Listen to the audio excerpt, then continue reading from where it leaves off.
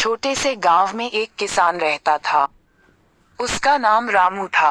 रामू मेहनती और ईमानदार था, लेकिन उसकी फसलें अक्सर सूख जाती थीं या किसी न किसी कारण से बर्बाद हो जाती थी। फिर भी रामू ने कभी भी हिम्मत नहीं हारी और हमेशा सच्चाई और ईमानदारी के रास्ते पर चलता रहा।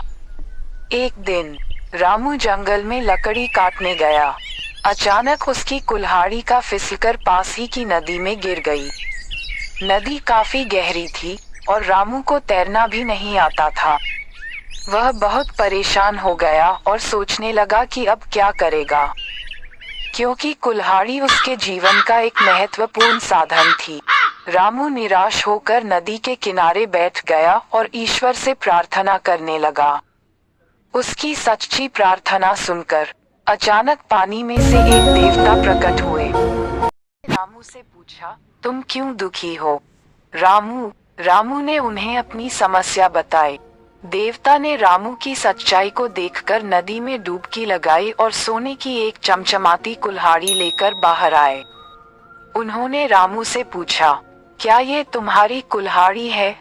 रामू ने बिना किसी लालच के कहा, नहीं, यह मेरी कुल्हाड़ी नहीं है। देवता ने फिर से नदी में डुबकी लगाई और इस बार चांदी की कुल्हाड़ी लेकर बाहर आए। उन्होंने फिर से रामू से पूछा, क्या ये तुम्हारी कुल्हाड़ी है? रामू ने फिर से ईमानदारी से जवाब दिया, नहीं, ये भी मेरी कुल्हाड़ी नहीं है। अंत में देवता ने तीसरी बार नदी में डुबकी लगाई और लोहे की कुल्हाड़ी लेकर बाहर आए।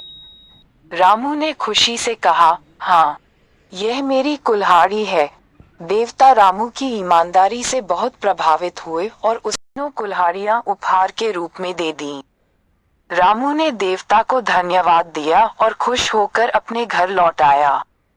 रामू की ईमानदारी और सच्चाई की कहानी पूरे गांव में फैल गई।